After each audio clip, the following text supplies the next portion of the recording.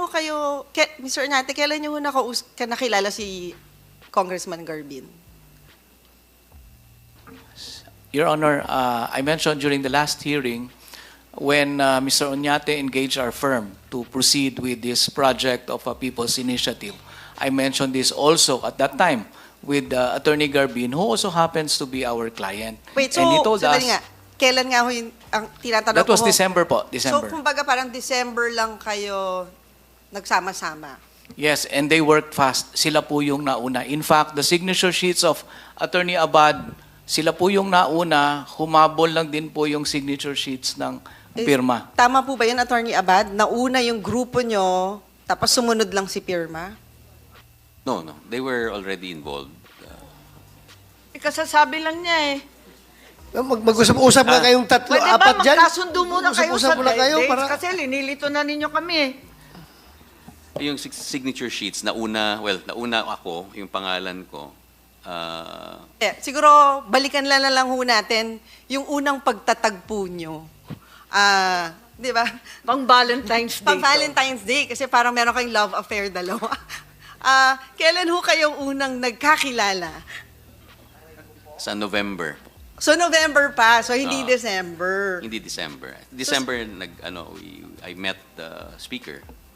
I met the speaker. And we also Sandali met ho, bakit separately. napasok Bakit si speaker na bigla? Akala ko hindi siya kasali. Po, bakit si speaker na? Nahuli November. ka sa sarili mong Teka, bibig, ha? Attorney Abad, Nahuli ka. November, nagkakilala kayo ni Attorney Garbin. And Mr. Oñate. Okay, so And? nung meeting nyo nung November, And sino-sino Oñate. yung mga players? Sino yung mga na-meet nyo? Si Attorney Garbin, si Mr. Oñate, Itong si Argel Kabatbat. ng magsasaka. Argel Kabatbat, Yun yung farmers group. Diba? Yes, farmer. Oh, Magsasaka. yung magsasaka. and Ex-Kong din. And Ed Gulye of CORE. Yung CORE, Constitutional Reform Movement. No? Yep. ilang hong apat. It's the Teka. initial group. Tapos, nung December, bakit kasama na si speaker maliban sa apat? If I had met the speaker, Apa. we did have a meeting because they went to see him, Oo. and it was like sort of a courtesy call. And then after that we went and met about this signature campaign. Kasi dati sinabi ni Mr. Oñate, hindi naman kasali si speakers. Tsaka na lang, nung nagpapasaklolo na sila, kasi mahirap nga umikot at papirmahan yung mga form. It's the time that they went to... Kasama in December. kayo. Yes. Nung nagtagpo kayo, nandun na yung mga papel? Hindi pa. Not yet. I didn't see them. Ay, wala pa nung December. Oh, wala. So wala talaga lahat tayong alam, bigla na lang sumulpot yung mga papel. Yung mga form, ganun ba yun? Nandun yung pangalan mo, hindi mo in-approve yung draft.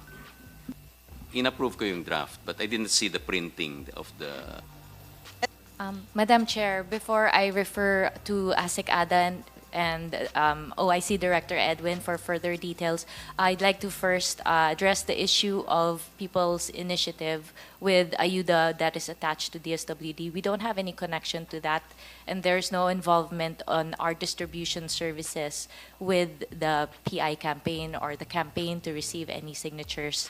With regard to the status of your referrals, we thank you for the referrals. We are ongoing, the status is ongoing po yung validation of the referrals. And with Ako, regard Yusek, ba't ang tagal-tagal kapag yung mga senador at saka yung LG yung humihingi? Kapag Project PI, mabilis pa kayo sa alas 4. Well, Madam Chair, ASIC Ada and Director Edwin can give you more details on how the processes work. But with regard to last year, hindi naman nagpapakita, ano bang gagawin namin? would you like to answer? Madam Chair, may I clarify, nagpapakita ng Hindi, yung mga po. request na sumipot dito, dahil nga abala sila sa Project PI, tapos sinasantabi yung mga request ng ating mga mambabatas katulad ng senador, at yung mga LGU na napinsala, kung ano-ano ang nangyari, ko silindol, sunog at iba pa, binabaliwala ninyo, hindi naman sila sumisipot. Paano ba yan? Hindi na namin alam kung anong gagawin namin. Madam Chair, mayroon din pong mga local government units na may listahan, no? Ng mga benepisyaryo. Hindi ito sa ano ha, hindi ito yung mga sa PI ha. Ilista na lang kaya natin bilang PI. Baka mas mabilis, no? Baka pwedeng humingi ng tulong kay Attorney Abad. Baka, sir, mapabilis po. Sa inyo ba dapat mag-follow up o sa DSW? Anyway, mayroon dun pong mga LGUs na may mga listahan ng benepisyaryo na nangangailangan ng tulong. For validation po ng DSWD.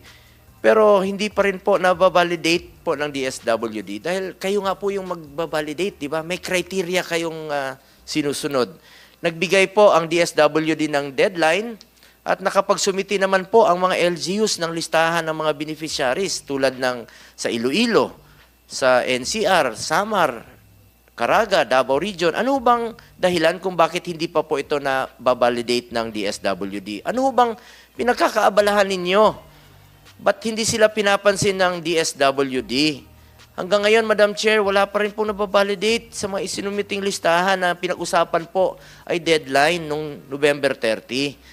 Pakisagot naman po sa kaalaman ng mga mahirap nating kababayan na nakikinig at mga indigents nating mga kababayan na umaasa po at nag-aantay ng ayuda mula sa DSWD. Pera po ng taong bayan yan. Nanonood po ang ating mga kababayan. Umaasa sila nung nakaraang taon pa ito mabibigyan ng ayuda. Magpaliwanag naman po kayo sa kanila. Maging sa Metro Manila na ilang kilometro lang po mula sa central office ng DSWD. May nais rin pong gusto iparating ang kanilang hinaing. Ito, pakinggan po natin. Isang LGU rin po. Ako po si Bernard Ninong de la Cruz, Vice Mayor po ng Malabon o Malabon City. Una sa lahat, nagpapasalamat po ako sa ating mga opisyal sa Senado for giving me the opportunity to raise our concerns. Nagpapasalamat rin ako sa tulong na patuloy na binababa ng gobyerno sa mga mahirap nating mga kababayan dito. Gagamitin ko na po ang opportunity na to para makiusap sa DSWD sa pamumuno ni Secretary Rex Gatchalian. Bago po kasi matapos ang nakaraang taon, nagsumiti kami ng listahan ng mga benepisyaryo mula sa aming syudad na nangailangan ng tulong. Mga may hirap po ito na humingi ng ayuda mula sa gobyerno. Isinumiti namin ito sa DSWD in coordination with Office of Senator Bongo. Ngunit hanggang ngayon hindi pa rin ito na-aksyonan. Ang sabi sa akin, for validation na ang mga listahan na isinumiti sa DSWD. Ngunit hanggang ngayon, wala pang ni isang tawag na natatanggap ang aming tanggapan o ang mga benepisyaryo na sa listahan namin. Nakakaawa naman po ang mga kababayan namin humihingi ng tulong mula sa gobyerno. Sana po ay mababaan na ito ng DSWD.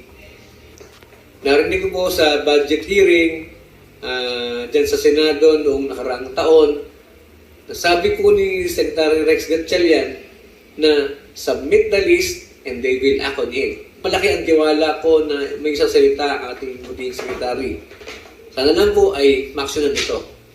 Bilang lokal na opisyal, wala naman kaming ibang hangarin kundi matulungan ang aming mga kababayang nangangailangan. Hindi naman namin gagamitin ito para sa politika o para sa anumang motibong isinusulong. Wala pong kapalit ito kundi para maingat lang po ang katayuan ng mga mahihirap dito sa amin. Sana maintindihan po ng DSWD ang aming sitwasyon. Kami ang kinukulit araw-araw ng mga nais maging benepisyaryo. Kami po ay lumalapit sa tanggapan ni Senator Bongo upang may parating ito sa ating national government. Salamat po. DSWD, naintindihan niyo ba yung sinasabi niya na sila po ang kinukulit bilang mga LGUs? No? Hindi lang po yan. Marami pang iba na kinukulit sila ng mga mahirap nating kababayan. Alam mo, napaka-importante sa kanila bawat piso. Pagkain na yan, baonan ng mga anak nila yan. So it's been 5 months na po ang inaantay ng ilan sa kanila. Until now, wala pa rin po. So ang atin dito is paano mapabilis. Alam ko naman pong na masipag ang ating Secretary Rex Gatchalian. Salamat no sa mga tulong na dinala nyo sa mga nasalanta ng pagbaha, pag-landslide sa Davao Region. Salamat sa inyong serbisyo. Yun po ang gusto makita ng taong bayan, na tulungan natin yung mga nangangailangan. Yan naman po ang mandato ng DSWD, tulungan yung mga mahirap. At alam niyo po yan na ASEC Romel Lopez, kasama tayo noon sa mga sunog, bagyo, lindol, kahit saan, Buhawi, putok ng bulkan. Nandiyan ka, nakikita mo na tinutulungan natin yung mga mahirap. Since nandiyan ka na, sana naman po, and of course, si Ma'am Alia, anak ka po ng gobernador, alam naman natin na tagal na rin po kayong tumutulong, matulungin naman po ang inyong pamilya. Sana po marinig rin po natin ang hinaing ng mga kababayan natin. At since November 2023, ang deadline po ni Secretary Rex, February 2024 na po ngayon, wala pa rin pong natatawagan sa mga benepisyaryong na isumite. Yun naman po ang hiningi ninyo, yung listahan po ng benepisyaryo, mga beneficiaries. So sana po'y mabalikan sila at umaasa sila sa tulong, ayuda mula sa gobyerno. Sana ito yung prosesong totoo talaga na dapat makatanggap sila ng tulong. Hindi po dahil sa ibang merong kapalit. At marami po mga LGUs na humingi ng saklolo sa atin, wala pa silang natatanggap na ayuda. At dyan naman po yung listahan. Kailangan nyo lang pong i-validate. Since promise nyo po yon ng departamento, at ako po'y naniniwala naman po kay Secretary Rex na tutuparin niya po ang kanyang pangako. Kaya alam po, bawat araw, ang lumilipas, ay marami po mga kababayan natin ang magugutom. Sana po, Madam Chair, hindi po maging selective ang DSWD sa pagtulong sa mga tinutulungan. Dapat po walang pili ang DSWD sa pagtulong. Ang punto ko, bakit sa pagkalap ng pirma para sa People's Initiative, meron kaagad na ayuda? Samantalang itong mga biktima po ng kalamidad noong nakaraang taon, mga mahihirap nating kababayan, ay hindi po pinapansin ng DSWD. Umaasa po sila ng tulong mula sa gobyerno. Alam niyo naman po ang inyong trabaho. Ano po ba ang inyong prioridad? Tumulong sa mga mahirap o unahin po muna itong People's Initiative? Since sinabi mo hindi konektado, magiging konektado po yan kung merong kapalit na ayuda yung pagpipirma. At naalala ko po, sinabi ni Secretary Gatchalian noong unang panahon, yung last year po, babalikan namin yan.